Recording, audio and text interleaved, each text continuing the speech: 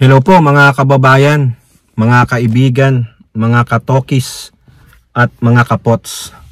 Welcome po muli dito sa Simply Tokis Vlog. Kamusta po kayong lahat? At tayo po ay magbibigay ng maiksing opinyon, komento at reaksyon sa mga mainit na usaping politika sa ating bansa. Maraming salamat po sa walang sawang yung pagsubaybay, pagsuporta sa ating mumunting channel, and may God bless us all. May God bless our country, the Philippines, and may God bless the Marcos administration and protect it from the forces of Kampo ng Kadiliman and their minions. So pag-usapan natin mga kababayan, ito pong supalpal ni Executive Secretary Lucas Bersamin kay asong tahol ng tahol sa fence tuwing midnight. Nakakahiya po yan mga kababayan.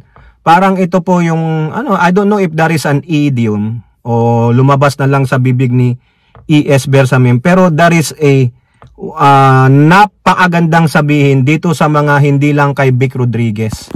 Sa mga taong walang mga kwenta.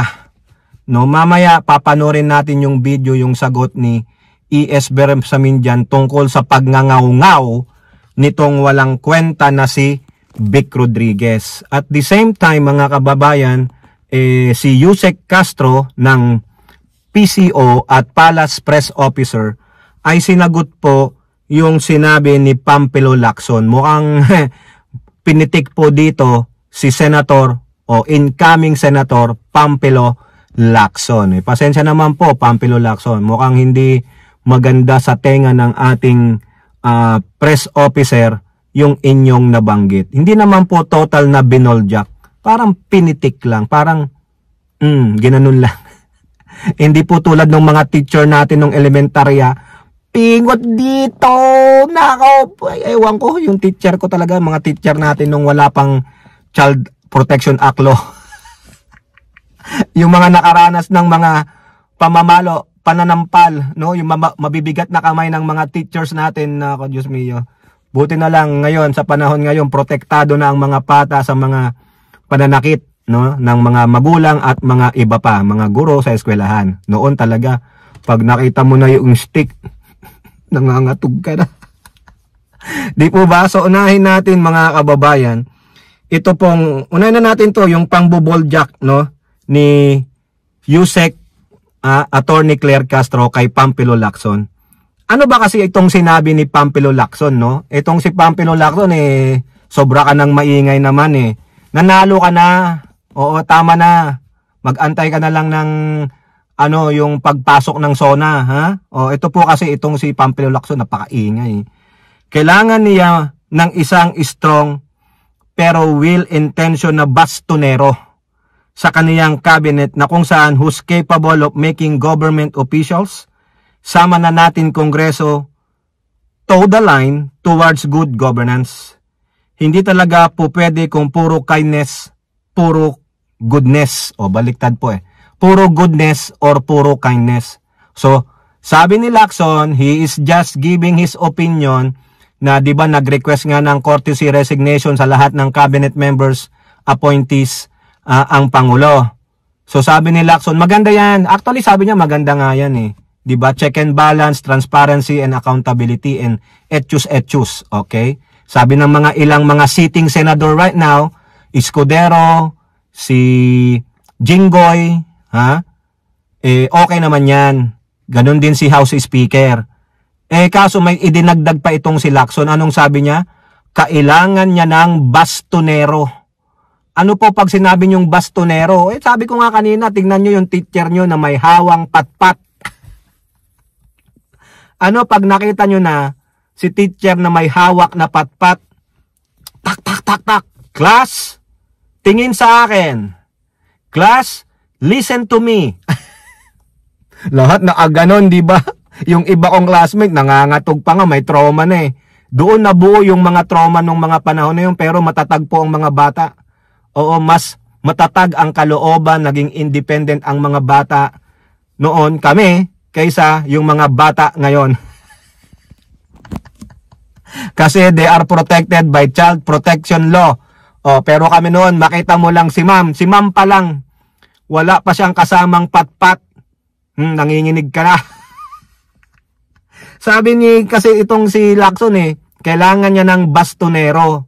Hindi naman tulad ni Bigong na nagkokunwaring may baston pero mas malakas pa siya sa kalabaw. Acting lang yon.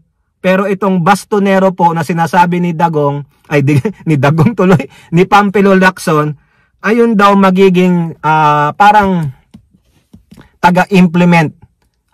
Taga-implement ng parang sergeant at arms. Hindi ko may paliwanag, nasa dulo ng dila ko. Ayaw lumabas mga kababayan Ito kasi daw yun, ito na nga lang, who's capable of making government officials sa toe the line to good governance. Ayun, to toe the line on the good governance. Doon lang sila sa good governance. Bawal na yung mga sobrang dami ng korupsyon. Yung hindi sumusunod sa Pangulo na yung parang loose cannon, mga ganon. Pinapagawa ng proyekto, ang ginagawa travel lang ng travel. 'Di ba? So kailangan daw ng Pangulo 'yon, bastonero. O ngayon, pasok si Attorney Claire, narinig niya 'yan. Ano ang sabi ni Attorney? Bilang presidente, hindi na talaga dapat sinasabi na kailangan ng bastonero. Ang presidente mismo ang bastonero. Ay, correct nga naman. Siya ang orchestra leader. Oo, siya yung taga-baston. Kumbaga, ikaw yung Major Marjoret. Di ba? Ikaw yung bida. Bakit kailangan ka pa mag-hire another pasasahurin yan? Oo. At yan ang aasahan natin ngayon. Nagsalita ang Pangulo na kinakailangan ng mas mabilis at malinis na administrasyon. Ayun naman pala. Ikaw naman, Pampilo Lacson, mag-hire ka pa dagdag sahod yan, dagdag mga tauhan niya, di ba? Di maganda ang Pangulo na. Sana naman, gawin mo na lang dictatorship, Pangulo. Para umabot ka hanggang 2040. Di ba, mga kababayan? Kayo ba? Payag ba kayo? Pangulo na lang hanggang 2040. Di ba? Tama-tama, pasok na doon si Sandro Marcos after 2040. Siguro may 40 naman na doon si Sandro Marcos. Ilang taon siya? 31. Ngayon, 2040, 15 years, ay pwede na. 46 na siya, pwede na mga kababayan. Pwede. Di ba? So, sinasabi ni Attorney Claire kay Pampilo Lacson, no way. No? It is the President himself should be the bastonero. He is the commander-in-chief. He can command. No? Kaya nga sabi niya I would like to be respected, but fear is better. Nakita nyo na yon? Narinig nyo? Sabi niya, ang gustong-gusto ko talaga irespeto ako. Pero kung gusto nyo na ng takutan, gusto nyo ng kamay na bakal, yung talagang kayo ay titino, susunod, baka magpakadiktador na lang ako. Fear is better sabi niya Diba? Kaya wag nyong galitin yung tahimik na tao.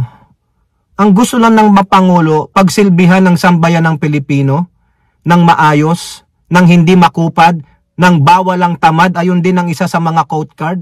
Bawalang makupad, bawalang tamad, at sabihin mo na, Attorney Claire, bawalang tanga at bobo sa administrasyong ito. Sabi nga ni Lucas Bersanin, ngayon na. Nagtanong kasi yung reporter ng 25 na aso, kailan daw mararamdaman yung mga proyekto? Ngayon na. Bawalang makupad, bawalang tamad, bawalang tanga at bobo na tulad ng mga DD shit. Di ba kaya Lacson, wag na. Di nakatikim ka ngayon kay Attorney Claire. Ang presidente ang mismong bastonero.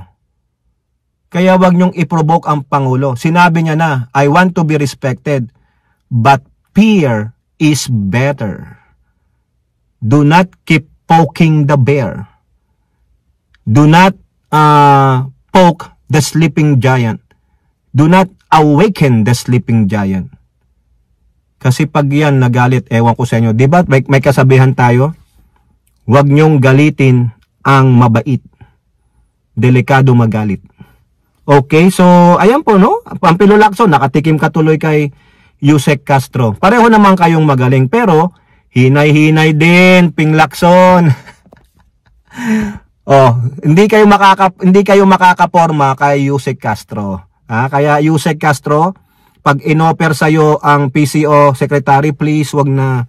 Diyan ka na lang, kailangan ka namin diyan as Palace Press Officer at yung Yusek mo na tagapagsalita diyan na binoboljack mo yung mga fake news maker, yung mga tali-talinuhan lang, lalong-lalo na yung mga fake news, yung mga nagsasabing daw, yung mga paulit-ulit tulad nung taga Net25 na nagtatanong ano daw, chismis na, paulit-ulit pa. O, di ba, Yusek?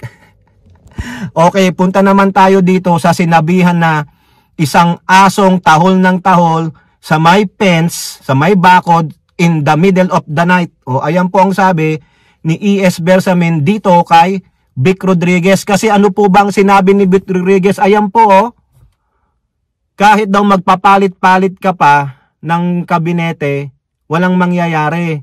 Kasi ang problema ay ikaw. Sino yung ikaw? Di si mismong presidente daw ang problema. Ano lang daw yan, kumbaga balot kayo. Optics lang yan. Pero ang totoong problema, ikaw. Nagsalita yung pinatalsik. Nagsalita yung walang moral ascendancy. Ngayon, antindi po ng sinabi ni Lucas Bersamin. Ito po yung video courtesy of RTBM, yung sa kanyang press con. Natanong po kasi si Lucas Bersamin. Sir, former ES Vic Rodriguez said that there's no need for courtesy resignation, to call for courtesy resignation of all cabinet secretaries because the core problem is the president himself. Optics lang daw. Alam mo si Vic Rodriguez, daldal ng daldal yan. Do you listen to him? Why was he taken out of the office? Wala pa siyang 3 buwan. Gusto niya makipag-away, wag na. Kaya mo, kantsaw lang siya Kantsaw ng kantsaw. That's when you see, in the middle of night, a dog barking at the fence. If you want to get up, you get up and throw stones at that dog. But we will not do that to him. Wag na nating pansinin. Salamat. Ayan mga kababayan, di ba ang galing nung nagtanong? Yun ang gawin mo, Net25 reporter, walang daw. Straight to the point, galing sa mismo sa kanya yon. Ngayon, Vic Rodriguez, ano tawag sa'yo? You are a dog barking on the fence on the middle of the night. Ano ibig sabihin yan mga kababayan?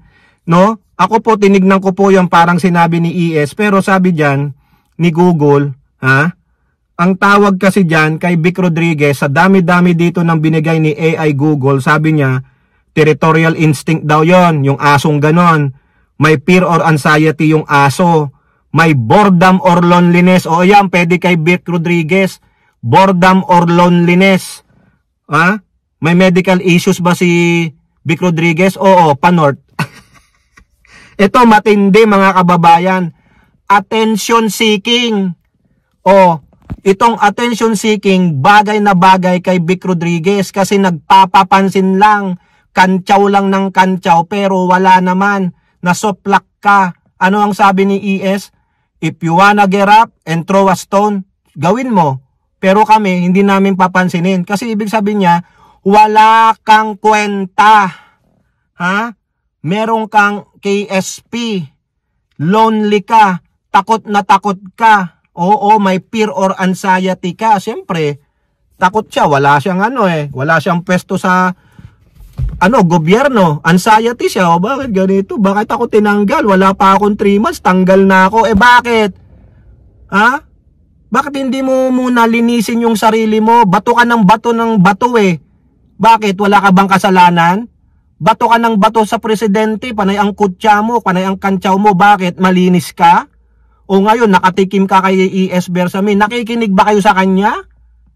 Wala ka pang 3 months, tanggal ka na? Because of what? Because of what? You know what you did last summer? Di ba mga kababayan, nakakahiya? Ngaw-ngaw ka ng ngaw-ngaw, pero ikaw mismo, madungis ka. Di ba? Si presidente daw ang mali. Si presidente daw ang problema. Ano problema kay presidente? Bangag? Mahina? Kayo lang yun.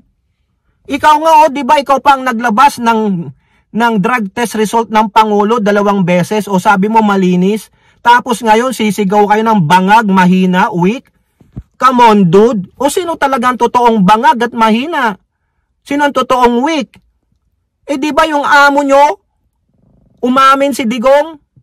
O ngayon, nandun siya sa dahig Dahil puro yabang. Kasi bakit? Mamamatay tao, magnanakaw.